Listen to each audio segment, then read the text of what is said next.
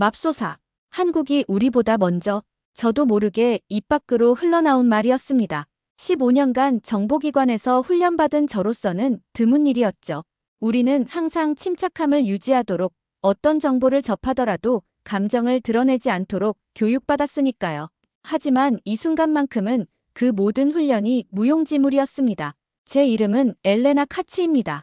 히브리어로 빛을 가진 자라는 뜻을 가진 이름이죠. 아이러니하게도 저는 지난 15년간 이스라엘 모사드에서 핵 확산 방지 업무를 담당하며 세상에서 가장 어두운 비밀들을 다루어 왔습니다. 핵무기, 그 궁극의 파괴력을 둘러싼 국가들의 음모와 거래, 배신과 동맹을 추적하는 일이 제 전문 분야였습니다. 잠시 소중한 시간 내주시어 좋아요 부탁드려요. 영상 제작에 큰 힘이 된답니다. 지금 이 순간 2025년 10월 26일 새벽 3시 14분 저는 워싱턴 D.C. 포가티 바텀 지구에 위치한 메이플라워 호텔 1423호실에서 떨리는 손으로 극비 문서를 내려다보고 있었습니다. 창밖으로는 포토맥 강이 도시의 불빛을 받아 검푸르게 흐르고 있었고 멀리 워싱턴 기념탑의 하얀 첨탑이 밤하늘을 찌르고 있었습니다.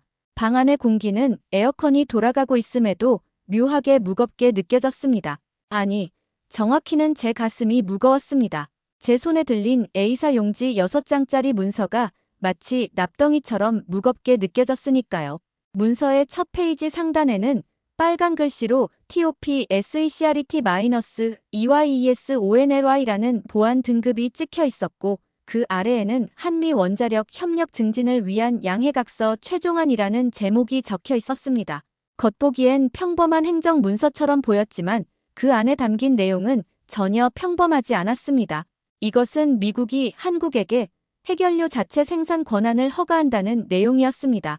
더 정확히 말하면 20% 미만의 전홍축 우라늄 생산 권한, 사용 후 핵연료 재처리 연구 허용, 그리고 특수 목적용 소형 원자로 개발 권한까지 포함된 포괄적인 합의였습니다. 이스라엘이 반세기 동안 숨겨온 비밀, 그 금기의 영역에 한국이 공식적으로 발을 들이게 된다는 것이었죠. 아니, 이스라엘과 달리 한국은 은밀하게가 아니라 공개적으로 미국의 공식 승인 하에 그 문턱을 넘게 되는 것이었습니다. 제 머릿속에는 30년 전 아버지의 마지막 말이 번개처럼 스쳐 지나갔습니다. 엘레나, 기억해. 핵은 가진 자와 가지지 못한 자로 세상을 나눈다. 그리고 그 경계선에 선 자가 진정한 권력을 쥐게 될 거야. 디모나 핵시설에서 평생을 바친 아버지 데이비드 카츠 박사가 방사능 피폭으로 죽어가면서 제게 남긴 유언이었습니다. 당시 19살이었던 저는 그 말의 진정한 의미를 완전히 이해하지 못했습니다. 하지만 지금 35년의 세월이 흐른 뒤 모사드에서 15년을 보낸 지금 저는 그 말이 얼마나 정확했는지 뼈저리게 깨닫고 있었습니다. 아버지는 1960년대 초반부터 디모나에서 일했습니다. 공식적으로는 섬유공장이라고 불렸지만 모두가 알고 있었죠. 그곳이 이스라엘의 핵 프로그램의 심장부라는 것을요. 프랑스의 비밀 지원 하에 건설된 그 시설에서 아버지는 이스라엘의 첫 번째 핵무기 개발에 참여했고 그로 인해 천천히 그러나 확실하게 방사능에 노출되어 갔습니다. 1995년 봄, 아버지는 급성 백혈병 진단을 받았습니다. 의사들은 장기간의 방사능 노출이 원인이라고 했죠. 6달 뒤 예루살렘의 한 병원 침대에서 아버지는 제 손을 잡고 그 말을 남겼습니다. 그리고 사흘 뒤 돌아가셨습니다. 저는 부들부들 떨리는 손으로 전화기를 들었습니다. 예루살렘 본부에 이 사실을 알려야 했지만 동시에 알고 있었습니다. 이 순간부터 한국은 더 이상 우리가 알던 그 한국이 아니라는 것을요.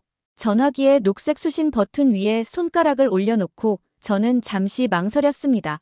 이 전화를 걸면 돌이킬 수 없는 무언가가 시작될 것 같았습니다. 마치 판도라의 상자를 여는 것처럼요. 저는 깊은 숨을 들이쉬고 버튼을 눌렀습니다. 신호음이 3번 울린 뒤 친숙한 목소리가 들렸습니다. 샬롬, 엘레나. 무슨 일이야? 예루살렘의 모사드 본부 작전 통제실의 야간 근무 책임자 요시 레비의 목소리였습니다. 우리는 함께 훈련을 받았고 이란 핵시설 사찰 임무도 같이 수행했던 동료였죠. 요시, 코드 레드다. 검은 백조가 날아올랐어.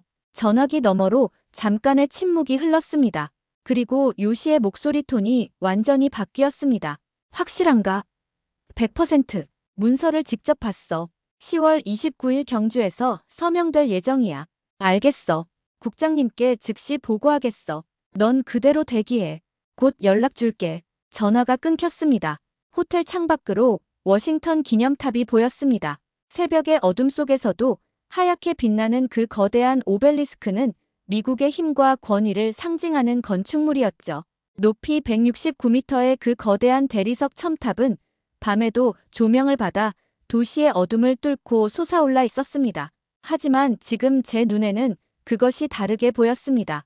그것은 더 이상 미국 단독의 힘을 상징하는 것이 아니라 변화하는 세계 질서를 보여주는 상징물처럼 느껴졌습니다. 그 거대한 탑처럼 한국이라는 나라가 이제 핵 질서라는 어둠 속에서 새로운 빛으로 떠오르고 있었습니다. 저는 미니바에서 생수병을 꺼내 한 모금 마셨습니다. 입이 바짝 말라 있었죠. 그리고 소파에 앉아 다시 한번 문서를 정독하기 시작했습니다. 제가 모사드 요원으로서 배운 첫 번째 원칙은 모든 것은 연결되어 있다는 것이었습니다. 그것은 단순한 격언이 아니라 정보 분석의 기본 철학이었죠. 겉보기에 무관해 보이는 사건들도 실제로는 보이지 않는 실로 연결되어 있고 우리의 임무는 그 실을 찾아내 전체 그림을 완성하는 것이었습니다. 그리고 지금 제 눈앞에서 그 연결고리들이 하나씩 드러나기 시작했습니다. 10월 29일 경주에서 열릴 한미 정상회담. 표면적으로는 반도체 협력, 공급망 안정화, 경제 안보 강화를 논의하는 자리라고 알려져 있었습니다. 하지만 그것은 단순한 외교 행사가 아니었습니다. 그것은 세계 핵 질서의 판도를 완전히 뒤바꿀 역사적 전환점이었죠.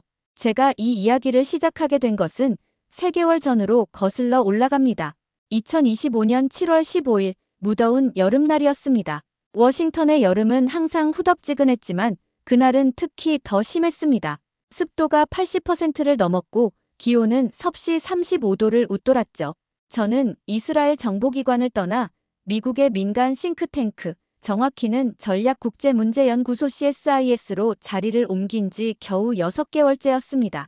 공식적으로는 명예로운 은퇴였지만 실제로는 더 큰 임무를 위한 위장이었죠. 모사드는 때때로 핵심 요원들을 민간 부문으로 전출시킵니다. 공식적인 정보기관 직원이 아니기 때문에 더 자유롭게 움직일 수 있고 더 많은 정보원에 접근할 수 있기 때문입니다. 저의 경우도 그랬습니다. 표면상으로는 핵비 확산 정책 선임연구원이라는 직함을 가지고 있었지만 실제로는 여전히 모사드를 위해 일하고 있었습니다. 그날 오후 2시 30분경 저는 평소처럼 CSIS 건물 4층에 있는 제 사무실에서 동아시아 핵 확산 동향 보고서를 작성하고 있었습니다. 벽 한쪽에는 27인치 컴퓨터 모니터 3대가 나란히 놓여 있었고 각각 다른 정보를 표시하고 있었습니다. 왼쪽 모니터에는 북한의 최신 핵실험 데이터, 가운데 모니터에는 이란의 우라늄 농축 시설 위성 사진, 오른쪽 모니터에는 각국의 플루토늄 재고량 추정치가 떠 있었습니다. 에어컨이 시원하게 돌아가는 사무실에서 저는 북한이 6월에 실시한 것으로 추정되는 소형 핵탄두 실험 데이터를 분석하고 있었습니다. 지진파 분석 결과로는 폭발력이 15킬로톤 정도로 추정되었고 이는 히로시마에 투하된 원자폭탄의 위력과 비슷한 수준이었습니다. 별다른 이상이 없다고 생각했습니다. 북한은 이미 수십 개의 핵탄두를 보유하고 있었고 하나 더 늘어난다고 해서 근본적으로 달라지는 것은 없었으니까요.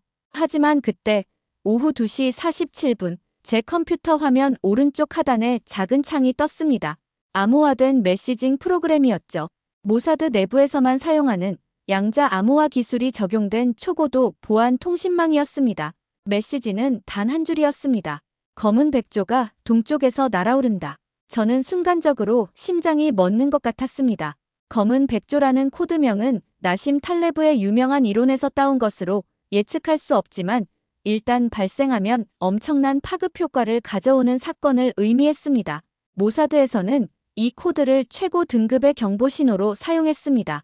제가 15년간 근무하면서 이 코드를 본 것은 딱 3번뿐이었습니다. 첫 번째는 2010년 스톡스넷 사이버 무기가 이란 나탄즈 핵시설의 원심 분리기 수천 대를 파괴했을 때였습니다. 두 번째는 2018년 모사드가 테헤란의 비밀 창고에서 이란 핵 프로그램 관련 문서 50만 페이지를 탈취했을 때였습니다. 그리고 세 번째가 바로 지금이었습니다. 저는 즉시 자리에서 일어나 사무실 문을 잠갔습니다. 그리고 블라인드를 내려 창문을 가렸죠. 벽에 걸려있던 세계 지도를 내리고 그 뒤에 숨겨둔 비상 연락 장비를 꺼냈습니다. 위성 전화기, 암호 해독기, 그리고 긴급 상황 대응 매뉴얼이었습니다. 비상 연락망을 가동했습니다. 첫 번째 연락은 예루살렘 본부로, 두 번째는 텔아비브의 기술 지원팀으로, 세 번째는 워싱턴 주재 모사드 연락 담당관에게로 갔습니다. 코드 블랙 스완 수신, 상세 정보 요청. 답시는 5분 후에 왔습니다. 한반도 관련, 미국 움직임 포착, SIGINT 원시 데이터 전송 예정, 분석 후 보고 요망. SIGINT는 시그널즈 인텔러전스, 즉 신호 정보를 뜻합니다. 쉽게 말해 도청과 감청을 통해 얻은 정보죠. 모사드는 세계에서 가장 뛰어난 SIGINT 능력을 보유한 기관 중 하나였습니다. 미국 NSA, 영국 GCHQ와 어깨를 나란히 하는 수준이었죠. 그로부터 72시간 동안 저는 거의 잠도 자지 않고 정보를 수집하고 분석했습니다. 사무실에 간이 침대를 설치하고 피자와 에너지 드링크로 끼니를 때우며 계속해서 들어오는 정보 조각들을 맞춰나갔습니다. 워싱턴, 서울, 도쿄, 베이징의 정보원들로부터 파편적인 정보들이 들어오기 시작했고 그 조각들을 맞춰가면서 저는 점차 믿을 수 없는 그림을 보게 되었습니다. 7월 16일 오전 3시 서울 주재정보원으로부터 첫 번째 중요한 정보가 들어왔습니다. 한국 청와대 국가안보실 내부 문서 입수, 미국과 원자력 협정 전면 개정 협상 진행 중, 코드명 프로젝트 피닉스 불사조 계획, 7월 17일 오후 2시 도쿄 정보원의 보고, 일본 외무성 극동아시아국 한미 원자력 협정 관련 비상 분석 회의 소집, 일본의 플루토늄 재처리 특권이 위협받을 수 있다는 우려 표명, 7월 17일 저녁 9시 베이징 정보원의 보고, 중국 외교부 한국의 핵 능력 강화 시나리오 검토 중, 대응 전략 수립 지시, 7월 18일 새벽 1시 워싱턴 정보원의 결정적 보고, 미 국무부와 에너지부, 한국과의 원자력 협정 개정안 최종 검토 중, 백악관 NSC 승인 완료, 10월 경주 정상회담에서 서명 예정, 퍼즐의 조각들이 맞춰지기 시작했습니다. 한국과 미국이 극비리에 새로운 원자력 협정을 준비하고 있었던 것입니다. 그것도 단순한 개정이 아니라 한국의 핵주권을 사실상 인정하는 역사적인 합의였습니다. 제 사무실 벽에는 대형 세계 지도가 걸려 있었습니다. 여기에 저는 세계 핵보유국 현황을 색깔로 표시해 두었죠. 미국, 러시아, 중국, 영국, 프랑스의 공식 핵보유 5개국, 즉 NPT가 인정한 핵무기 국가들은 짙은 붉은색으로 표시되어 있었습니다. 인도, 파키스탄, 이스라엘, 북한 같은 사실상의 핵보유국들, 즉 NPT 체제 밖에서 핵무기를 개발한 국가들은 주황색으로 표시되어 있었죠. 일본, 독일, 네덜란드, 벨기에, 이탈리아, 터키 같은 NATO 핵 공유 국가들, 즉 미국의 핵무기를 자국 영토 내에 배치하고 유사시 사용할 수 있는 국가들은 노란색으로 표시되어 있었습니다. 그리고 한국은 초록색, 즉 비핵 국가로 분류되어 있었습니다. 하지만 제가 입수한 정보가 사실이라면 한국은 곧 그 색깔을 바꾸게 될 것이었습니다. 공식적으로는 여전히 비핵 국가지만 실질적으로는 핵 문턱 국가로 도약하는 것이었죠. 저는 벽에 걸린 지도를 응시하며 깊은 한숨을 쉬었습니다. 핵 문턱 국가. 이것은 핵무기를 실제로 보유하지는 않지만 필요하다면 단기간 내에 제조할 수 있는 기술적 능력을 갖춘 국가를 의미했습니다. 일본이 대표적인 예였죠. 일본은 공식적으로는 비핵 3원칙을 고수하며 핵무기를 만들지도 가지지도 들여오지도 않겠다고 선언했지만 실제로는 47톤에 달하는 분리된 플루토늄을 보유하고 있었습니다.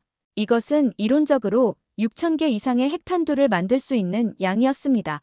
전문가들은 일본이 결심만 한다면 6개월에서 1년 내에 핵무기를 제조할 수 있다고 평가했습니다. 이것이 바로 핵 문턱 국가의 의미였습니다. 문턱을 넘지는 않았지만 언제든지 넘을 수 있는 위치에 서 있는 것이죠. 이스라엘이 수십 년간 지켜온 핵무호성 정책, 즉 핵무기를 보유하고 있으면서도 공식적으로는 인정하지도 부인하지도 않는 전략이 이제 더 이상 특별하지 않게 될지도 모른다는 생각이 들었습니다. 1960년대 이후 이스라엘은 디모나 핵시설에서 생산한 핵물질로 80개에서 400개 사이의 핵탄두를 제조한 것으로 추정되고 있었습니다. 하지만 이스라엘 정부는 한 번도 이를 공식적으로 인정한 적이 없었죠. 심지어 이스라엘은 중동에 핵무기를 최초로 도입하는 국가가 되지 않을 것이다라는 애매한 문구로 일관했습니다. 최초로 도입하지 않는다는 것이지 보유하지 않는다는 것이 아니었죠. 이 모호성 전략은 이스라엘에게 여러 이점을 제공했습니다. 국제사회의 제재를 피하면서도 잠재적 적국들에게는 강력한 억지력을 행사할 수 있었습니다. 하지만 이제 한국이 미국의 공식 승인 하에 투명하고 합법적으로 핵문턱 국가가 된다면 이스라엘의 전략적 우위는 약화될 수밖에 없었습니다. 제 머릿속에는 복잡한 계산이 시작되었습니다. 모사드에서 일하는 동안 저는 핵무기 제조와 관련된 모든 기술적 세부 사항을 숙지해야 했습니다. 그것은 단순히 물리학이나 공학의 문제가 아니라 국제 정치와 안보의 핵심이었으니까요. 우라늄 농축. 이것이 모든 것의 시작입니다. 자연 상태의 우라늄은 대부분 99.3% 우라늄 238로 구성되어 있고 핵분열이 가능한 우라늄 235는 고작 0.7%에 불과합니다. 원자력 발전소의 연료로 사용하려면 우라늄 235의 비율을 35%로 높여야 하고 핵무기를 만들려면 90% 이상으로 높여야 합니다. 문제는 이 농축 과정이 기술적으로 동일하다는 점입니다. 3%로 농축할 수 있는 능력이 있다면 그것을 계속 반복해서 90%로 만드는 것은 시간 문제일 뿐입니다. 마치 계단을 오르는 것과 같죠. 첫 번째 계단을 오를 수 있다면 10번째 계단도 오를 수 있는 것입니다. 만약 한국이 20% 미만의 우라늄 농축 능력을 갖게 된다면 그것은 표면적으로는 원자력 발전소 연료를 자체 생산한다는 의미를 넘어섭니다. 그것은 필요하다면 언제든지 그 농축도를 90% 이상으로 끌어올려 무기급 우라늄 할리, 엘리치트, 이어레이니엄, HEU를 만들 수 있는 기술적 토대를 갖추게 된다는 뜻이었습니다. 저는 계산기를 꺼내 대략적인 숫자를 계산해 보았습니다.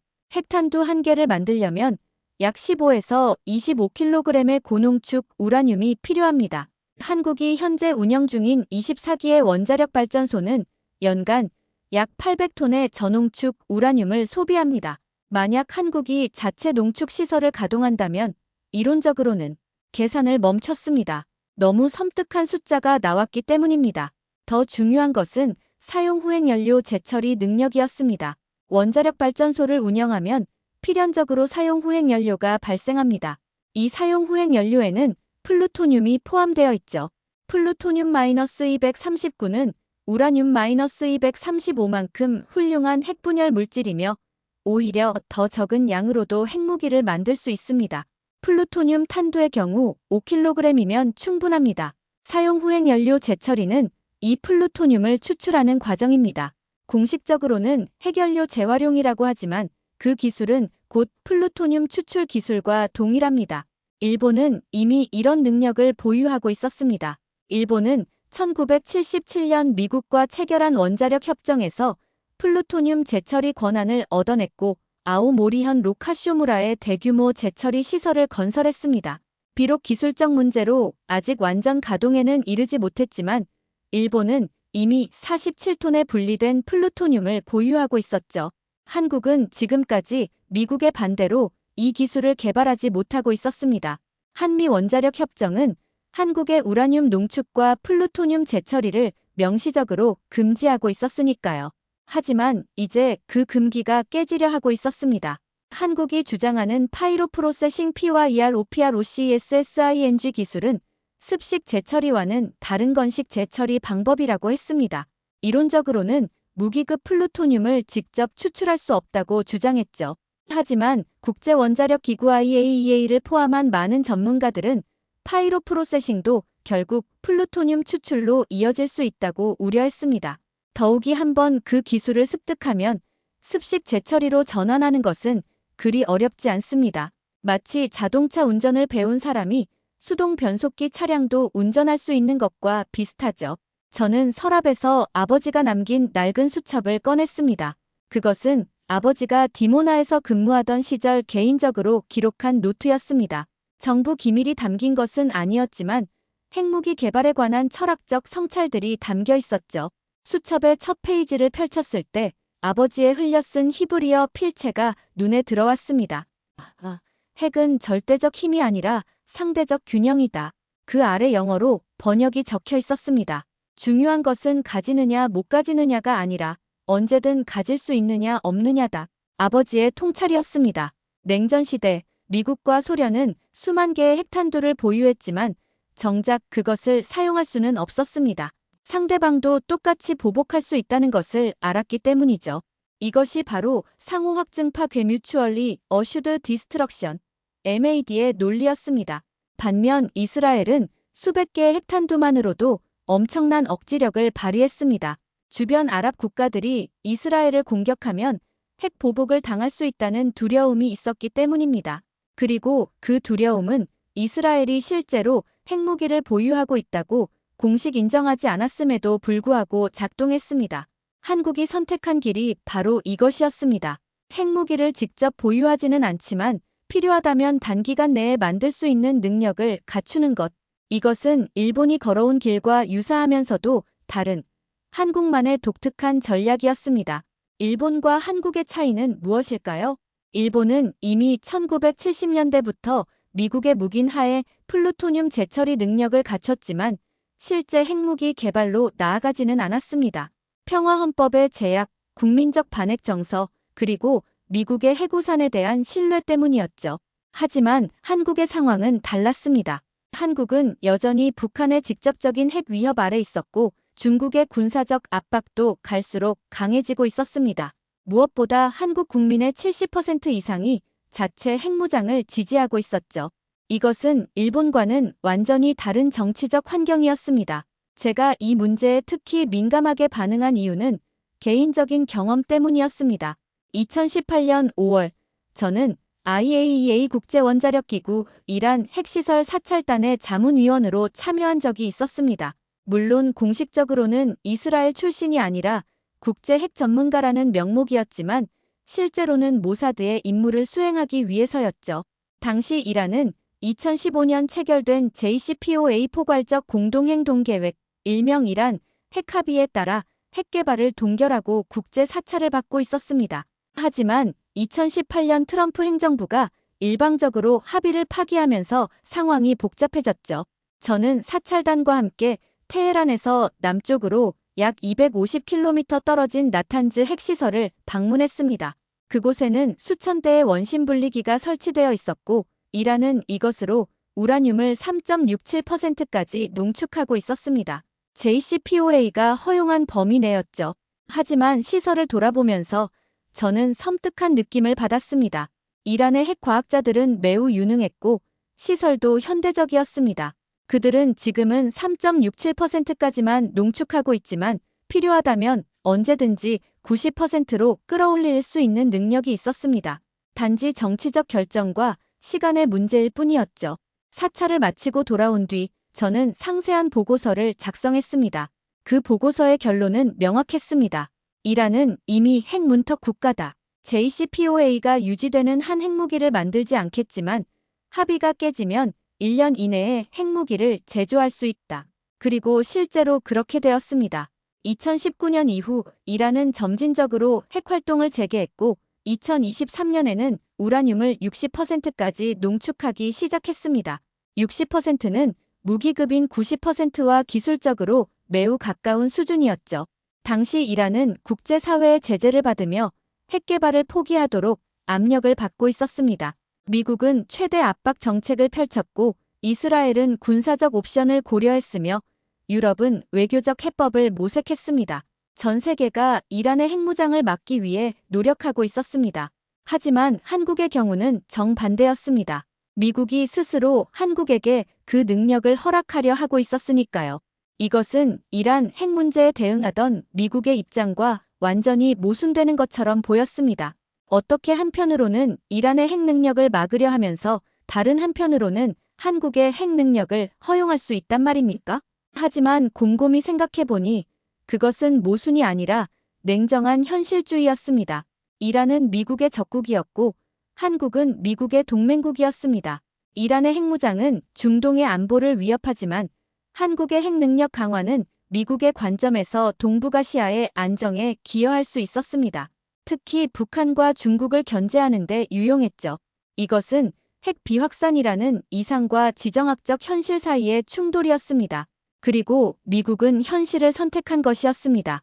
저는 2018년 이란 사찰 당시 만났던 한 이란 핵 과학자의 말을 떠올렸습니다. 그는 비공식 자리에서 이렇게 말했었죠. 왜 이스라엘은 핵무기를 가질 수 있고 우리는 안 됩니까?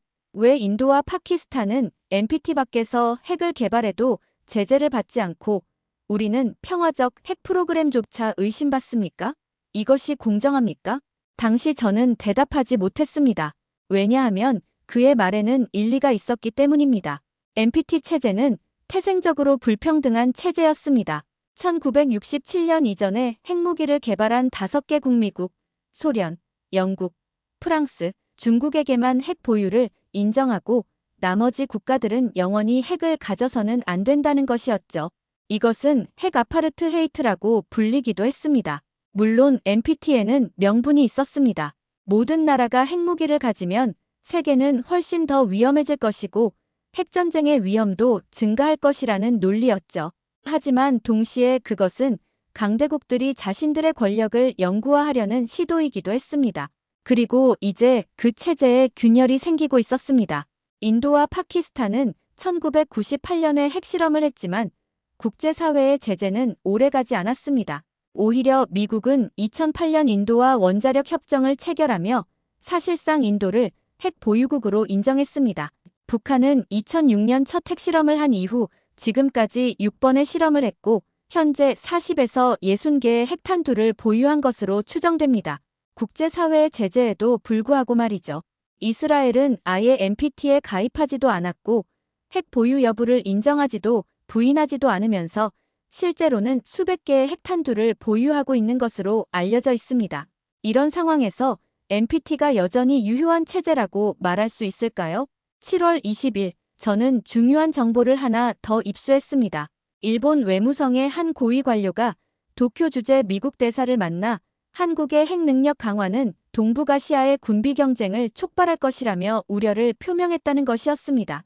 일본의 반응은 예상할 수 있었습니다. 한국과 일본은 역사적으로 복잡한 관계였고 특히 안보와 기술력에서 경쟁 관계였습니다. 한국이 일본보다 먼저 사실상의 핵 능력을 갖추게 된다면 일본 내에서는 큰 정치적 파장이 일어날 것이 분명했습니다.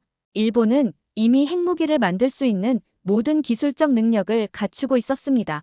세계 최고 수준의 원자력 기술, 47톤의 분리된 플루토늄, 정밀한 로켓 기술 H-IIA 로켓은 ICBM으로 전환 가능, 그리고 첨단 전자공학과 정밀가공 기술까지. 문제는 정치적 제약이었습니다. 일본 헌법 구조는 전쟁 포기와 무력 불보유를 명시하고 있었고 이것은 핵무기 보유를 사실상 금지하는 것으로 해석되었습니다. 또한 일본은 비핵 3원칙 만들지 않고 가지지 않고 들여오지 않는다를 국시로 삼고 있었죠. 하지만 최근 몇 년간 일본 내에서는 헌법 개정과 재무장 논의가 활발해지고 있었습니다. 중국의 군사적 부상, 북한의 핵 위협, 그리고 미국의 상대적 쇠퇴가 그 배경이었습니다. 한국의 핵 능력 강화는 일본에게 완벽한 명분을 제공할 수 있었습니다. 한국도 핵 능력을 갖췄는데 왜 일본만 안 됩니까? 이런 논리가 일본 국내에서 힘을 얻을 것이 분명했습니다. 특히 일본 우익 세력들에게는 오랫동안 기다려온 기회였죠. 저는 도쿄 주재 모사드 정보원에게 연락했습니다. 일본 내부 분위기를 파악해줘. 특히 자민당과 방위성의 움직임을 주시해. 24시간 뒤 답변이 왔습니다.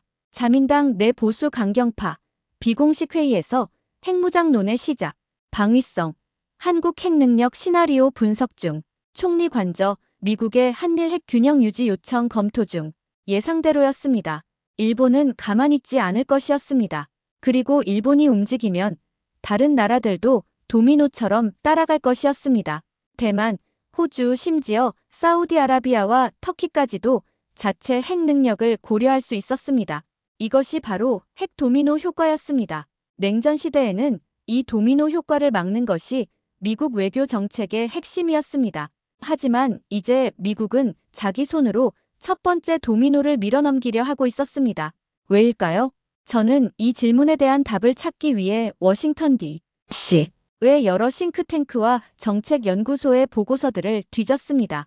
CSIS, CFR 외교협회, 브루킹스 연구소, 랜드 연구소, 그리고 하나의 일관된 주제를 발견했습니다.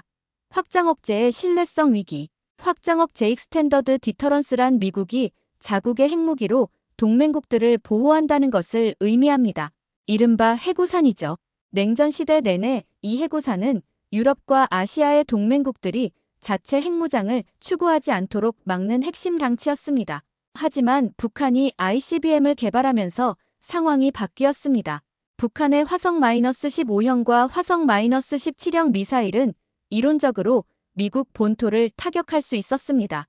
이것은 중요한 전략적 변화였습니다.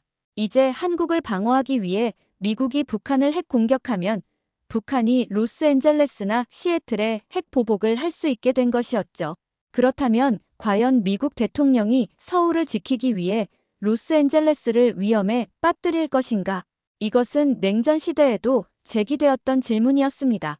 미국이 베를린을 지키기 위해 뉴욕을 희생할 것인가? 당시 프랑스의 드골 대통령은 이 질문에 아니오라고 답하고 프랑스 독자 핵 전력 개발을 추진했습니다. 이제 같은 질문이 한국에 대해서도 제기되고 있었고 한국 국민들 사이에서도 미국의 해구산을 정말 신뢰할 수 있는가? 라는 의문이 커지고 있었습니다. 미국 정책 이반자들도 이 딜레마를 알고 있었습니다. 그리고 그들의 해법은 동맹국들에게 더 많은 자율성을 주는 것이었습니다. 완전한 핵무장은 아니더라도 자체 억제력을 갖출 수 있는 능력을 인정하는 것이죠. 이것은 미국 패권의 쇠퇴를 인정하는 것이기도 했습니다. 7월 말, 저는 경주라는 도시에 대해 조사하기 시작했습니다. 왜 경주였을까? 서울도 아니고 워싱턴도 아니고 왜 하필 한국의 작은 고도에서 이 역사적인 회담을 하는 것일까? 조사를 하면서 저는 경주 선택의 상징성을 이해하게 되었습니다. 경주는 신라의 수도로 천년간 번영했던 도시였습니다. 불국사, 석굴암, 첨성대 같은 세계적인 문화유산들이 있는 곳이죠. 한국의 찬란한 과거를 상징하는 도시였습니다. 동시에 경주는 한국 원자력 산업의 중심지이기도 했습니다. 월성 원자력발전소가 위치한 곳이었죠. 월성은 한국 최초의 중수로 원전으로 1983년부터 가동을 시작했습니다. 과거와 미래, 전통과 첨단, 평화와 힘이 공존하는 도시, 경주는 한국이 추구하는 정체성을 완벽하게 상징하고 있었습니다. 그리고 경주를 선택함으로써 한국은 메시지를 보내고 있었습니다. 우리는 천년 역사의 문명국이다. 우리는 핵기술을 책임감 있게 다룰 수 있는 성숙한 국가다. 8월에 들어서자 정보의 흐름이 더욱 빨라졌습니다. 8월 5일 서울정보원의 보고 한국정부 경주 회담 준비 본격화. 청와대 국가안보실 산하에 경주 회담 TF 구성. 8월 12일 워싱턴 정보원의 보고 미 백악관 NSC 한미 원자력 협정 개정안 최종 승인. 국무부와 에너지부의 협상 권한 부여. 8월 20일 도쿄 정보원의 보고 일본 정부 한국 움직임의 촉각. 기시다 총리 바이든 대통령에게 친서 발송. 한일 균형 유지 요청. 8월 28일 베이징 정보원의 보고 중국 외교부 한미 원자력 협력 강화에 우려 표명 준비 중. 하지만 강경 대응은 자제할 방침. 9월이 되자 경주 회담에 대한 소문이 외교가에 본격적으로 퍼지기 시작했습니다. 9월 5일 뉴욕타임스가 처음으로 보도했습니다. 한미 주요 원자력 협력 합의 발표 예정. 기사는 익명의 정부 관계자들을 인용해 한미 양국이 10월 경주 정상회담에서 새로운 원자력 협정을 체결할 것이라고 보도했습니다. 하지만 구체적인 내용은 알려지지 않았죠. 이 보도를 시작으로 세계 주요 언론들이 앞다투어 후속 보도를 쏟아냈습니다. 언론 보도가 나오자 각국 정부의 공식 반응도 나오기 시작했습니다. 중국 외교부 대변인 우리는 영내 국가들이 핵 비확산 의무를 성실히 이행하기를 바란다. 한반도 비핵화는 영내 평화와 안정의 기초다. 러시아 외무부 한반도의 군사적 긴장을 고조시킬 수 있는 어떠한 조치도 신중하게 접근해야 한다. 일본 관방장관 일본 정부는 한미 원자력 협력을 예의주시하고 있다. 우리의 안보 이익에 영향을 미치지 않도록 미국 정부와 긴밀히 협의하겠다. 북한 외무성 미제와 남조선 괴뢰가 핵 대결을 더욱 격화시키려 한다. 우리는 상응하는 조치를 취할 것이다. 각국의 반응은 예상 범위 내였습니다. 하지만 진짜 중요한 것은 수면 아래에서 진행되는 비공식 협상과 거래였습니다. 9월 중순, 저는 일련의 비공식 접촉들을 파악하기 시작했습니다. 정보기관 세계에서는 공식 외교 채널 못지않게 비공식 채널이 중요합니다. 때로는 더 중요하죠. 공식적으로는 말할 수 없는 것들을 비공식적으로 전달하고 거래하고 타협하는 것이 정보기관의 주된 업무 중 하나였습니다. 9월 12일 워싱턴 D.C. 외 한 고급 레스토랑에서 흥미로운 만남이 있었습니다. 미국 CIA의 동아시아 담당 부국장과 일본 내각정보조사실의 고위 관계자가 조용히 저녁 식사를 했습니다. 표면적으로는 옛 동료들의 사적인 만남이었지만 실제로는 중요한 메시지 전달의 자리였죠. 제 정보원 레스토랑의 한국계 웨이터였습니다에 따르면 두 사람의 대화는 대략 이런 내용이었다고 합니다. 일본 관계자 한국에게 주는 것을 일본에게도 줘야 공평하지 않겠습니까? 미국 관계자 일본은 이미 플루토늄 재처리 권한을 가지고 있지 않습니까? 일본 관계자 하지만 한국이 핵잠수함까지 갖게 되면 이야기가 다릅니다. 우리도 그에 상응하는 능력이 필요합니다. 미국 관계자 일본의 헌법 제약을 우리가 어떻게 해결해 드릴 수 있겠습니까? 그것은 일본 국내 문제입니다. 일본 관계자 헌법 개정 논의가 시작되고 있습니다. 한국 이슈는 좋은 명분이 될 수 있죠. 대화는 거기서 끝났다고 합니다. 하지만 메시지는 명확했습니다. 일본은 한국의 핵능력 강화를 명분으로 자국의 재무장을 정당화할 것이라는 것이었죠. 9월 18일 베이징에서도 비슷한 접촉이 있었습니다. 중국 국가안전부의 한 고위 간부가 평양에서 온 북한 대표를 만났습니다. 이 회담에서 북한은 중국에게 더 많은 지원을 요청했다고 합니다. 북한 대표 남조선이 핵 능력을 갖추게 되면 우리의 전략적 우위가 약화됩니다. 중국이 우리를 더 적극적으로 지원해 주어야 합니다. 중국 관계자 우리는 항상 조선의 합리적인 안보 우려를 이해합니다. 하지만 핵 확산은 우리도 원하지 않습니다. 북한 대표 그렇다면 남조선의 핵 능력 강화를 막아주십시오. 중국 관계자 우리가 할 수 있는 일에는 한계가 있습니다. 미국의 결정이니까요. 북한은 갈수록 고립되고 있었습니다. 유일한 동맹국인 중국마저도 북한의 요구에 미온적으로 반응하고 있었죠. 9월 25일 예루살렘에서도 긴급회의가 열렸습니다. 이스라엘 국가안보회의에서 모사드 국장은 이렇게 보고했습니다. 한국의 핵 능력 강화는 중동에도 영향을 미칠 것입니다. 사우디아라비아와 터키가 한국 모델을 따를 가능성이 있습니다. 우리의 핵 독점이 약화될 수 있습니다. 네타냐후 총리 당시 총리로 가정 우리가 할 수 있는 일이 있는가? 모사드 국장 미국의 결정을 번복시킬 수는 없습니다.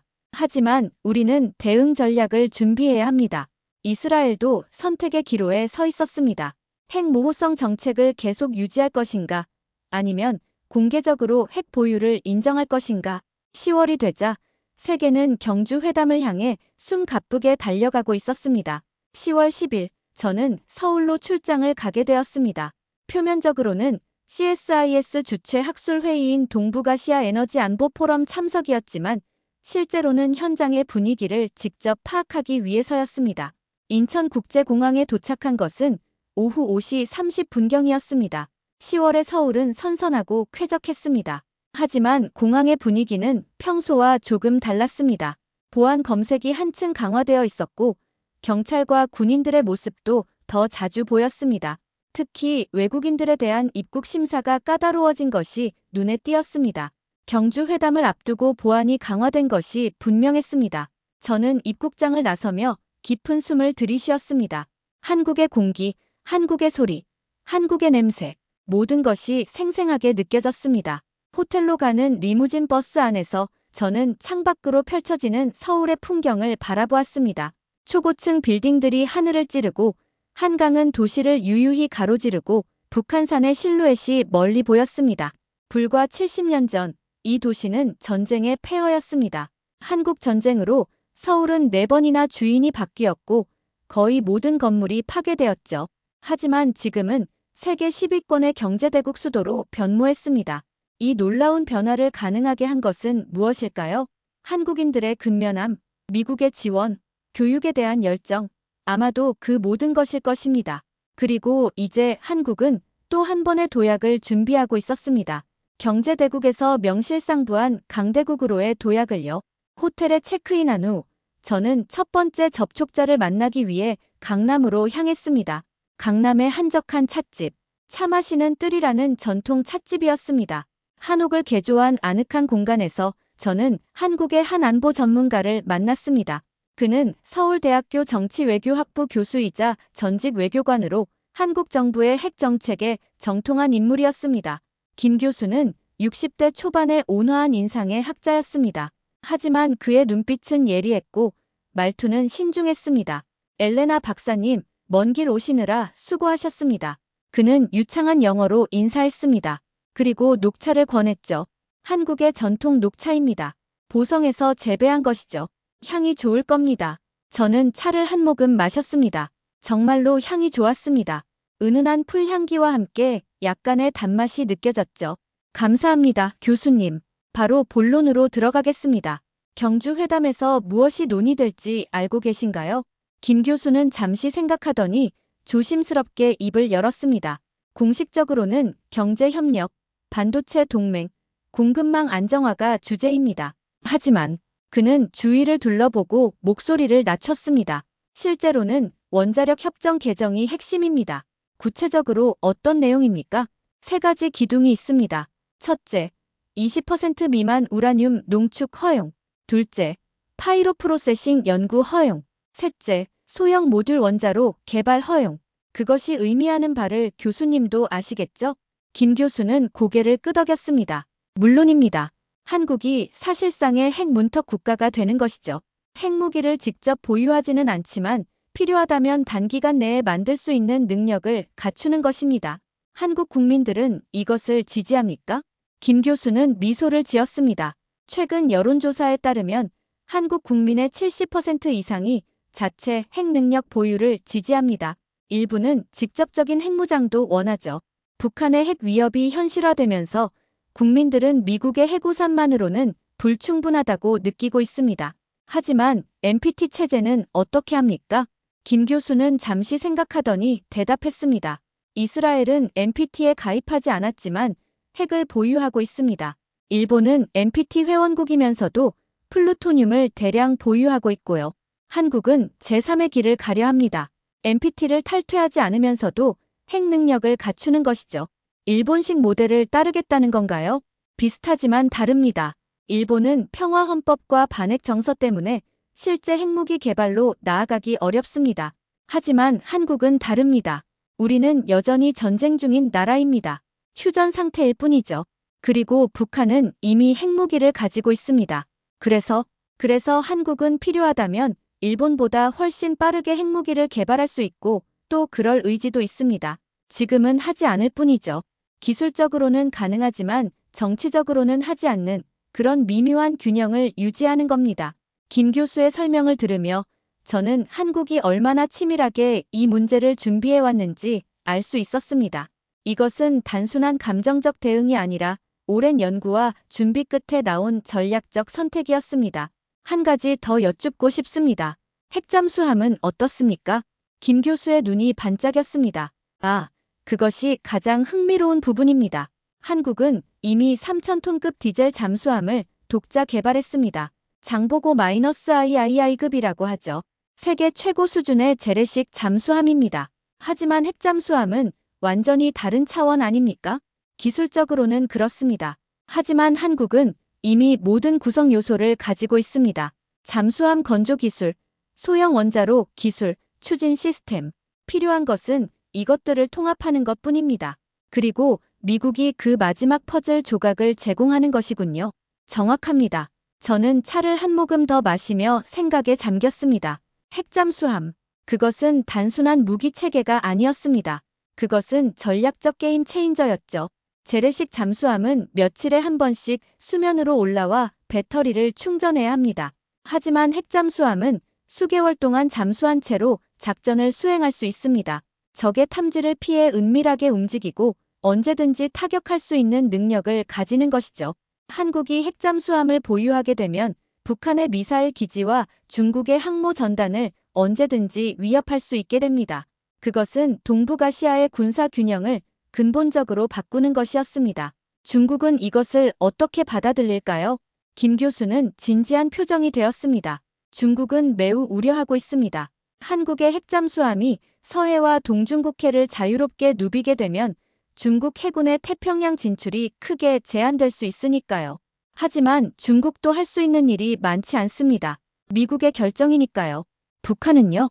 북한은 더 심각합니다. 지금까지 북한은 핵무기를 가진 유일한 한반도 국가라는 우위를 바탕으로 협상력을 유지해왔습니다. 그런데 한국이 사실상의 핵 능력을 갖추게 되면 북한의 협상 카드는 크게 약화될 수밖에 없습니다. 그렇다면 북한이 더 공격적으로 나올 가능성은? 김 교수는 고개를 가로저었습니다. 단기적으로는 위협과 도발이 있을 수 있습니다. 하지만 장기적으로는 오히려 북한이 협상 테이블로 나올 가능성이 높습니다. 핵이 더 이상 협상 카드가 되지 않는다면 다른 방법을 찾아야 하니까요. 우리는 2시간 가까이 대화를 나눴습니다. 김 교수는 한국의 시각을 이해하는 데 큰 도움을 주었습니다. 찻집을 나서며 그는 마지막으로 이렇게 말했습니다. 엘레나 박사님, 한 가지만 기억해 주십시오. 한국은 핵무기를 원하는 것이 아닙니다. 우리가 원하는 것은 안전입니다. 생존입니다. 만약 미국의 해구산이 충분히 신뢰할 만하다면 우리는 자체 핵 능력이 필요 없습니다. 하지만 불행히도 그 신뢰가 약화되고 있습니다. 그래서 우리는 스스로를 지킬 수단을 갖추려는 것입니다. 그의 말은 진심이었습니다. 저는 그것을 느낄 수 있었습니다. 이스라엘도 똑같았습니다. 우리가 핵무기를 개발한 것은 공격을 위해서가 아니라 생존을 위해서였습니다. 다시는 홀로코스트를 당하지 않겠다는 결연한 의지의 산물이었죠. 한국도 마찬가지였습니다. 다시는 한국 전쟁의 비극을 겪지 않겠다는 의지가 이 모든 것을 추동하고 있었습니다. 다음 날 아침, 저는 대전으로 향했습니다. 서울에서 KTX를 타고 약 1시간. 대전은 한국의 과학 수도라고 불리는 도시였습니다. 한국의 주요 연구기관들이 밀집해 있는 곳이죠. 특히 대덕 연구단지는 한국 과학기술의 심장부였습니다. 제 목적지는 한국원자력연구원이었습니다. 물론 공식적인 시찰은 아니었습니다. 외국 정보기관 출신이 그런 민감한 시설을 방문할 수는 없으니까요. 대신 저는 미래원자력기술국제심포지엄이라는 공개 행사에 참석하는 형식으로 방문했습니다. 대전역에서 택시를 타고 대덕연구단지로 향했습니다. 10월의 대전은 서울보다 더 선선했고 단풍이 아름답게 물들어 있었습니다. 한국원자력연구원까지 가주세요. 택시기사는 백미러로 저를 흘끗 보더니 말했습니다. 외국분이세요? 관광 오셨어요? 네, 회의 참석차 왔습니다. 아, 그 원자력 회의요? 요즘 그쪽이 핫하죠. 경주 회담 때문에. 일반 시민들도 알고 있었습니다. 경주 회담의 중요성을요. 어떻게 생각하세요? 한국이 핵 능력을 갖추는 것에 대해서요. 기사는 잠시 생각하더니 대답했습니다. 글쎄요, 저는 잘 모르겠지만 북한이 핵무기 가지고 있는데 우리만 없으면 억울하죠. 우리가 기술이 딸려서 못 만드는 것도 아니고 그냥 미국이 못 만들게 했던 거잖아요. 이제는 좀 풀어줘야죠. 평범한 시민의 솔직한 의견이었습니다. 20분 후 택시는 한국원자력연구원 정문 앞에 멈췄습니다. 연구원 입구에 들어서자마자 저는 그 규모에 압도당했습니다. 드넓은 부지에 수십 개의 연구동과 실험시설들이 들어서 있었습니다. 멀리 보이는 연구용 원자로의 돔 구조물이 특히 인상적이었죠. 입구의 보안 검색대를 통과하고 행사장으로 향했습니다. 이미 세계 각국에서 온 원자력 전문가들이 모여 있었습니다. 명찰을 보니 미국, 프랑스, 영국, 캐나다, 일본, 심지어 러시아와 중국에서도 참석자들이 와 있었습니다. 개회식이 시작되었고 한국원자력연구원 원장의 환영사가 있었습니다. 신사숙녀 여러분, 오늘 이 자리는 단순한 학술 행사가 아닙니다. 이것은 인류의 에너지 미래를 논의하는 자리입니다. 원자력은 위험한 기술이지만 동시에 인류에게 꼭 필요한 기술입니다. 우리는 이 기술을 안전하고 평화적으로 사용하는 방법을 찾아야 합니다. 원장의 말은 외교적이었지만 메시지는 명확했습니다. 한국은 원자력 기술을 책임감 있게 다룰 수 있는 성숙한 국가라는 것이었죠. 오전 세션에서는 소형 모듈 원자로 SMR에 관한 발표들이 이어졌습니다. 특히 한국이 개발한 SMART 원자로에 대한 발표가 눈길을 끌었습니다. 발표자는 40대 중반으로 보이는 한국인 과학자였습니다. 그는 자신감 넘치는 목소리로 설명했습니다. SMART는 한국이 독자 개발한 100MW급 소형 일체형 원자로입니다. 기존의 대형 원자로와 달리 모든 주요 구성 요소가 하나의 용기 안에 통합되어 있어 안전성이 높고 건설 기간도 짧습니다. 화면에는 SMART의 3D 모델이 나타났습니다. 깔끔하고 컴팩트한 디자인이었죠. SMART의 잠재적 응용 분야는 매우 다양합니다. 소규모 도서 지역의 전력 공급, 해수 담수화, 지역 난방. 그리고 그는 잠시 말을 멈췄습니다. 그리고 의미심장한 미소를 지으며 말했습니다. 특수 목적 선박의 추진 동력으로도 활용 가능합니다. 청중석에서 웅성거림이 일었습니다. 모두가 그 특수 목적 선박이 무엇을 의미하는지 알고 있었습니다. 잠수함이었죠. 점심시간에 저는 발표자를 찾아가 개인적으로 대화를 나눴습니다. 그는 이름을 밝히지 않았지만 한국의 핵심 원자력 과학자 중 한 명임이 분명했습니다. 흥미로운 발표였습니다. 특히 특수 목적 선박 부분이요. 그는 조심스럽게 주위를 둘러보며 말했습니다. 공식적으로는 말할 수 없지만, 네, SMART 기술은 잠수함용 원자로로 전환 가능합니다. 물론 많은 추가 개발이 필요하지만 기본 원리는 동일합니다. 얼마나 걸릴까요? 실제 핵잠수함을 만드는데 그는 잠시 생각하더니 대답했습니다. 만약 정치적 결정이 내려진다면 5년에서 7년 정도면 가능할 것입니다. 우리는 이미 기본 설계를 마쳤고 필요한 기술의 80%는 보유하고 있습니다. 나머지 20%는 미국의 기술 협력이 필요합니다. 특히 원자로와 추진 시스템의 통합 부분에서요. 하지만 경주 회담 이후에는 그것도 가능해질 것입니다. 그의 눈빛에는 자부심과 기대가 섞여 있었습니다. 오후 세션에서는 사용 후행 연료 관리에 관한 발표들이 있었습니다.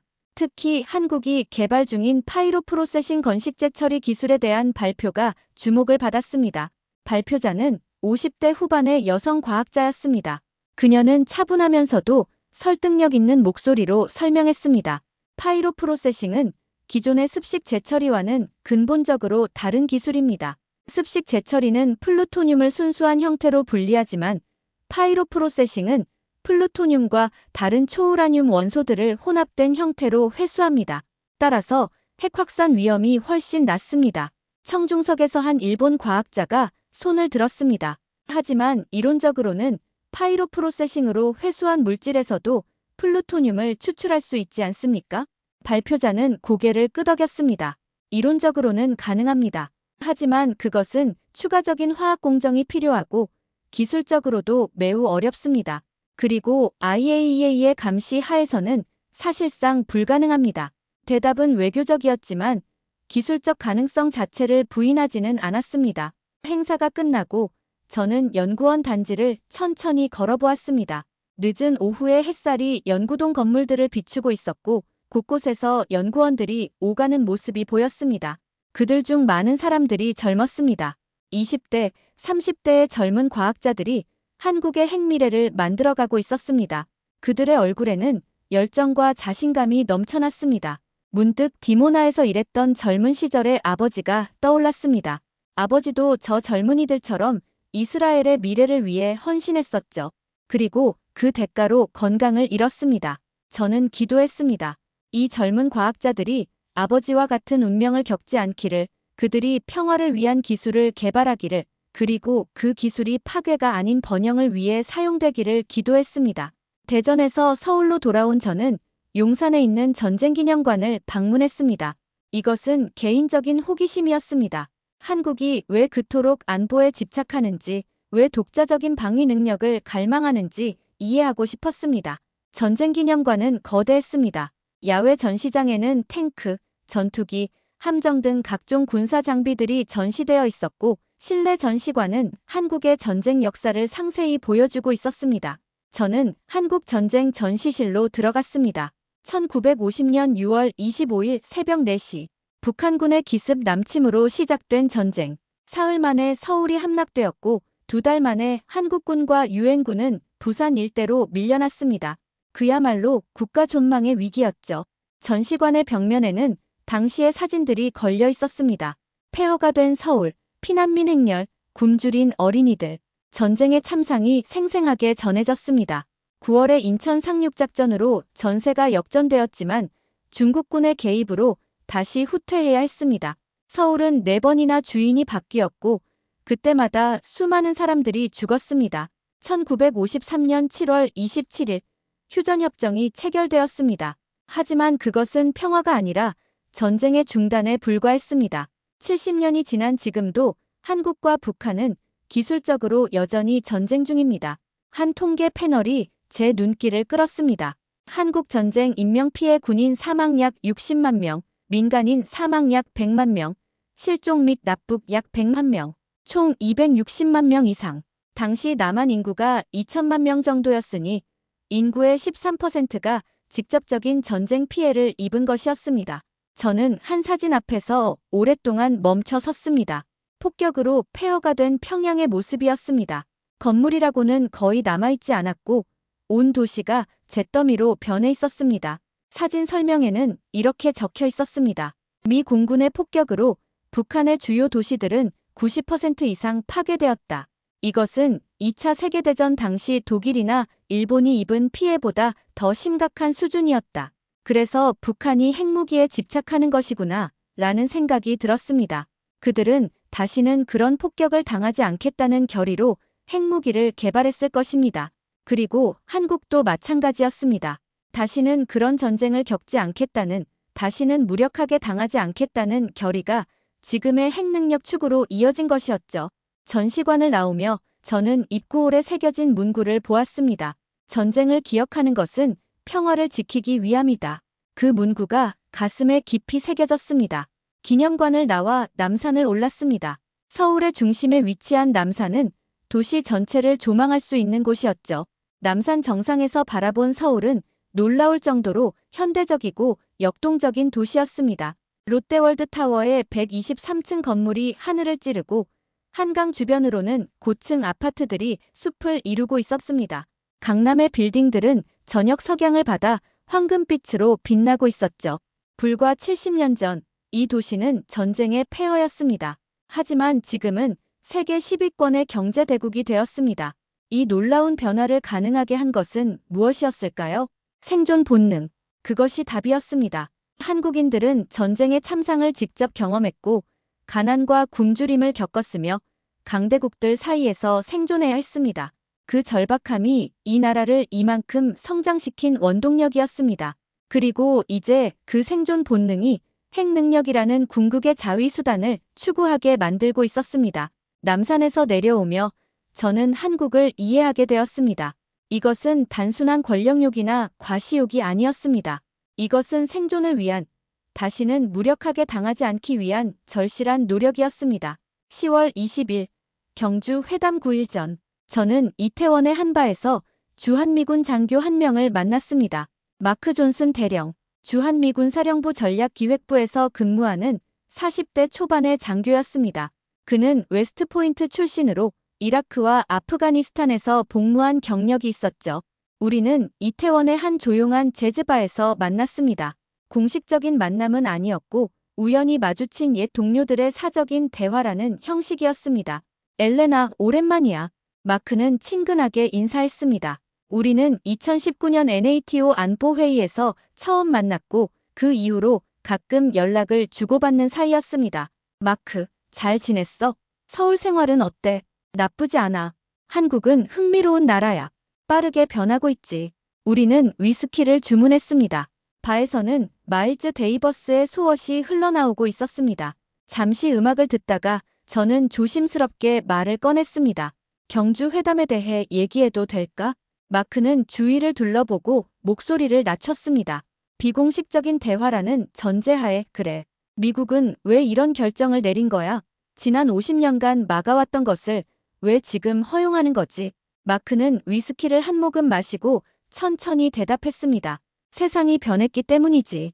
우리가 한국의 핵 능력을 막아왔던 것은 우리의 해구산이 충분히 신뢰할 만했기 때문이야. 하지만 이제는 상황이 다르지. 북한의 ICBM 때문이야. 그것도 있고 더 근본적으로는 우리의 능력 한계 때문이야. 솔직히 말해서 미국은 더 이상 전 세계를 혼자 감당할 수 없어. 중국은 강해지고 러시아는 공격적이고 중동은 혼란스럽고 우리는 선택과 집중을 해야 해. 그래서 동맹국들에게 더 많은 책임을 떠넘기는 거야. 떠넘기는 게 아니라 권한을 나누는 거지. 한국 같은 믿을 만한 동맹에게 더 많은 자율성을 주는 것이 모두에게 이익이야. 하지만 NPT 체제는 핵 비확산은 마크는 씁쓸하게 웃었습니다. NPT는 이미 사실상 죽었어. 인도, 파키스탄, 이스라엘, 북한. 이미 너무 많은 나라들이 체제 밖에서 핵을 가졌지. 우리가 지킬 수 있는 건 한계가 있어. 그렇다면 한국 다음은 누구야? 일본, 대만, 사우디. 마크는 잠시 침묵하다가 대답했습니다. 솔직히 우리도 잘 모르겠어. 일단 한국부터 시작하고 그 다음은 상황을 봐야지. 즉흥적이라는 소리잖아. 아니, 현실적이라는 거야. 우리는 완벽한 세상을 만들 수 없어. 다만 덜 위험한 세상을 만들려고 노력할 뿐이지. 우리는 한동안 말없이 위스키를 마셨습니다. 재즈 연주가 계속되고 있었습니다. 한 가지만 더 물어볼게. 한국인들은 정말로 핵무기를 원하는 거야? 마크는 고개를 끄덕였습니다. 여론조사를 봤지? 70% 이상이 자체 핵무장을 지지해. 북한의 핵 위협이 현실화되면서 국민들은 미국의 핵우산만으로는 불충분하다고 느끼고 있어. 하지만 한국 정부는 직접 핵무장을 하지 않고 문턱 국가 전략을 선택했어. 왜지? 영리한 선택이야. 직접 핵무장을 하면 NPT 탈퇴해야 하고 국제 제재를 받게 돼. 하지만 문턱 국가로 남으면 NPT 회원국으로서의 이익은 유지하면서도 실질적인 억지력은 확보할 수 있어. 일본이 그렇게 해왔듯이. 그리고 필요하면 언제든지 문턱을 넘을 수 있고. 정확해. 그게 바로 핵심이야. 마크는 위스키 잔을 비우고 세 잔을 주문했습니다. 엘레나, 솔직히 말할게. 우리도 이것이 완벽한 해법이라고 생각하지 않아. 하지만 현실적으로 최선의 선택이야. 한국이 우리 통제를 완전히 벗어나 독자 핵무장을 하느니 우리와 협력하면서 통제 가능한 범위 내에서 핵 능력을 갖추는 게 낫지. 통제 가능하다고 확신해? 마크는 잠시 망설이다가 대답했습니다. 100%? 아니. 하지만 50년간 한국과 동맹 관계를 유지해온 경험상 한국은 책임감 있는 파트너야. 그들을 신뢰할 수 있어. 대화는 거기서 끝났습니다. 우리는 다른 주제로 이야기를 나누다가 자정 무렵 헤어졌습니다. 숙소로 돌아오는 택시 안에서 저는 창밖을 바라보았습니다. 서울의 밤은 화려했습니다. 네온사인들이 도시를 밝히고 한강 다리들은 LED 조명으로 빛나고 있었습니다. 이 번영하는 도시, 이 역동적인 나라가 이제 핵이라는 판도라의 상자를 열려하고 있었습니다. 그것이 축복이 될지 저주가 될지는 아무도 알 수 없었습니다. 10월 26일 새벽 3시 14분으로 돌아갑니다.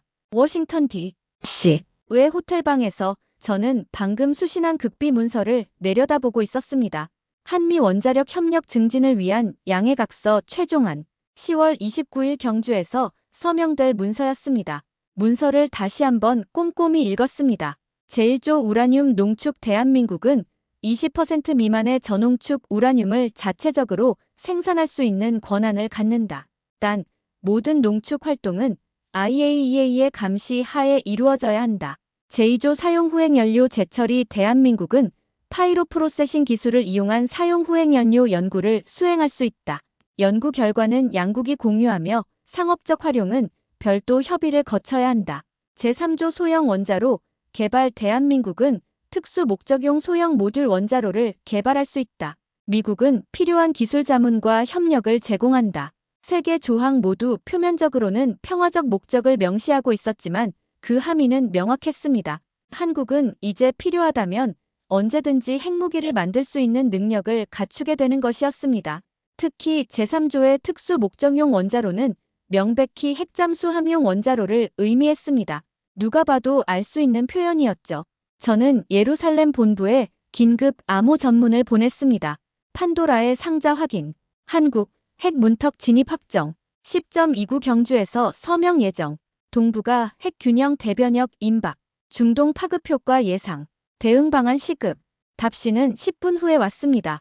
수신 확인, 상황 심각성 인지, 국장 긴급 보고 완료, 엘레나 현장 상황 계속 모니터링, 29일 경주 현지 파견 지시, 역사적 순간 직접 목격 및 보고 요망, 경주로 가라는 지시였습니다. 저는 노트북을 열고 항공편을 예약하기 시작했습니다. 워싱턴에서 서울까지, 그리고 서울에서 경주까지 10월 28일 출발, 29일 현지 도착. 예약을 마치고 저는 창밖을 바라보았습니다. 워싱턴의 하늘이 서서히 밝아오고 있었습니다. 새로운 날의 시작이었고 동시에 새로운 시대의 시작이기도 했습니다. 저는 아버지의 수첩을 다시 꺼내 마지막 페이지를 펼쳤습니다. 거기에는 아버지가 돌아가시기 직전에 쓴 마지막 문장이 적혀 있었습니다. 핵의 시대에 사는 우리는 모두 신의 불을 훔친 프로메테우스다. 그 불로 인류를 밝힐 수도 있고 인류를 태워버릴 수도 있다. 선택은 우리의 몫이다. 10월 28일 저는 워싱턴을 떠나 서울로 향했습니다. 14시간의 긴 비행 끝에 인천공항에 도착했고 곧바로 KTX를 타고 경주로 향했습니다. 서울에서 경주까지는 KTX로 약 2시간 30분. 창밖으로 한국의 풍경이 빠르게 스쳐 지나갔습니다. 산과 들, 도시와 농촌, 과거와 현재가 공존하는 나라였습니다. 경주역에 도착한 것은 오후 6시경이었습니다. 역 광장은 이미 경찰과 군인들로 가득했습니다. 내일 있을 정상회담을 앞두고 보안이 극도로 강화되어 있었죠. 택시를 타고 보문 관광단지로 향했습니다. 정상회담이 열릴 경주 화백 컨벤션 센터가 있는 곳이었습니다. 내일 큰일 있죠? 택시 기사가 말을 걸었습니다. 네, 한미 정상회담이요. 경주가 온통 난리예요. 경찰, 군인, 경호원들. 이렇게 삼엄한 건 처음 봐요. 경주 시민들은 어떻게 생각하세요? 이번 회담에 대해서요. 기사는 잠시 생각하더니 대답했습니다. 글쎄요. 뭐가 논의되는지 정확히는 모르지만 중요한 일인 것 같아요. 우리나라 미래에 대한. 호텔에 체크인한 후 저는 보문호 주변을 산책했습니다. 석양이 호수를 붉게 물들이고 있었고 멀리 토암산의 실루엣이 보였습니다. 토암산 정상에는 석굴암이 있었죠. 8세기에 만들어진 불교 예술의 걸작이었습니다. 1200년 전 신라인들은 이 땅에서 찬란한 문화를 꽃피웠습니다. 그리고 지금 그들의 후손들은 핵이라는 궁극의 힘을 손에 넣으려 하고 있었습니다. 저녁을 먹고 호텔방으로 돌아와 저는 내일 있을 회담에 대한 최종 브리핑을 작성했습니다. 경주 정상회담 최종 전망, 합의 내용, 한미 원자력 협력 증진 양해각서 서명, 한국의 우라늄 농축, 재처리 연구, 소형 원자로 개발 권한 부여, 전략적 의미 한국의 사실상 핵 문턱 국가 진입, 동북아 핵 균형 대변역, 각국 반응 예상, 중국 공식 비판하지만 실질적 대응 제한적, 일본 자체 핵 능력 강화 추진 가능성, 북한 강력 반발하지만 실질적 옵션 부족, 러시아 형식적 비판, 이스라엘 내부적 우려, 대응 전략 수립, 중동 파급 효과 사우디, 터키, 이집트 등이 한국 모델 주시, 중동 핵 확산 가능성, NPT 체제 사실상 붕괴 가속화, 새로운 핵 질서 필요, 보고서를 예루살렘 본부로 송신하고 저는 침대에 누웠습니다. 하지만 잠이 오지 않았습니다. 내일은 역사가 바뀌는 날이었습니다. 10월 29일, 운명의 날이 밝았습니다. 아침 6시, 저는 일어나 호텔 창밖을 바라보았습니다. 맑고 청명한 가을날이었습니다. 하늘은 깊고 푸르렀고 공기는 상쾌했습니다. 오전 8시, 저는 화백 컨벤션 센터로 향했습니다. 물론 회담장 내부로 들어갈 수는 없었습니다. 하지만 언론 브리핑이 있을 미디어 센터에는 접근할 수 있었죠. 센터 앞은 이미 전 세계 언론사들로 북적이고 있었습니다. CNN, BBC, NHK, CCTV, 엘저지러, 수백 명의 기자들과 카메라들이 몰려 있었습니다. 오전 10시 한국 대통령의 차량이 도착했습니다. 검은색 리무진이 경호 차량들에 둘러싸여 천천히 진입했습니다. 대통령은 차에서 내려 기다리고 있던 관계자들과 악수를 나눴습니다. 그의 표정은 진지했지만 자신감이 넘쳤습니다. 10분 후 미국 대통령의 차량이 도착했습니다. 역시 검은색 리무진, 별명 더 비스트로 불리는 대통령 전용 방탄 차량이었습니다. 미국 대통령도 내려서 한국 대통령과 악수를 나눴습니다. 두 정상은 잠시 대화를 나누고 함께 건물 안으로 들어갔습니다. 저는 미디어 센터의 모니터로 생중계를 지켜보았습니다. 오전 10시 30분 정상회담이 시작되었습니다. 물론 실제 회담 내용은 비공개였지만 카메라는 두 정상이 회의실에 들어가는 장면을 포착했습니다. 회담은 3시간 동안 진행되었습니다. 그동안 저는 미디어 센터에서 각국 기자들과 대화를 나누며 분위기를 파악했습니다. 한국 기자들은 기대에 차 있었습니다. 우리나라가 드디어 핵 주권을 회복하는 역사적인 날이라고 말하는 이들도 있었습니다. 일본 기자들은 우려를 표했습니다. 한국이 핵 능력을 갖추면 동북아 균형이 깨진다는 것이었죠. 중국 기자들은 신중했습니다. 공식 입장을 조심스럽게 전달할 뿐 개인적인 의견은 밝히지 않았습니다. 미국 기자들은 엇갈렸습니다. 어떤 이들은 동맹 강화에 좋은 조치라고 평가했고 어떤 이들은 핵 확산의 위험한 선례라고 우려했습니다. 오후 1시 30분 회담이 종료되었습니다. 오후 2시 공동 기자회견이 시작되었습니다. 한국 대통령이 먼저 발언했습니다.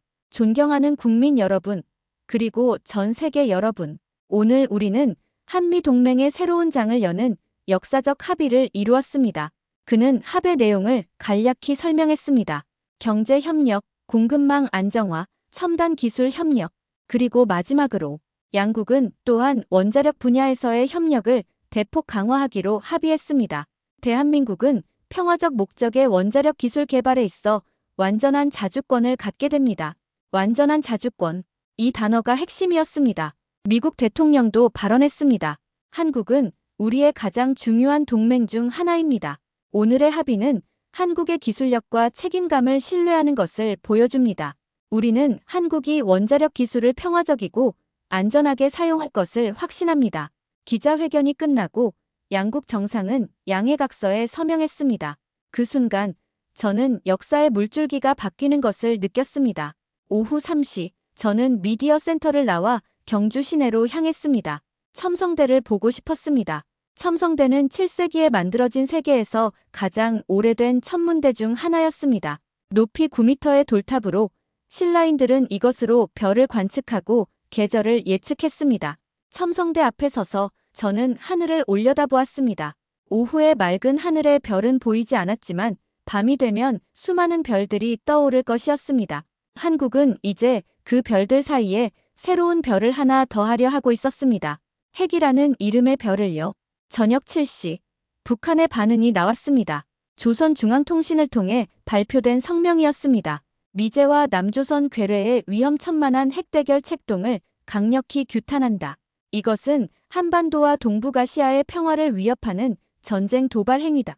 조선민주주의인민공화국은 이에 상응하는 단호한 조치를 취할 것이다. 예상했던 반응이었습니다. 하지만 이번에는 뭔가 달랐습니다.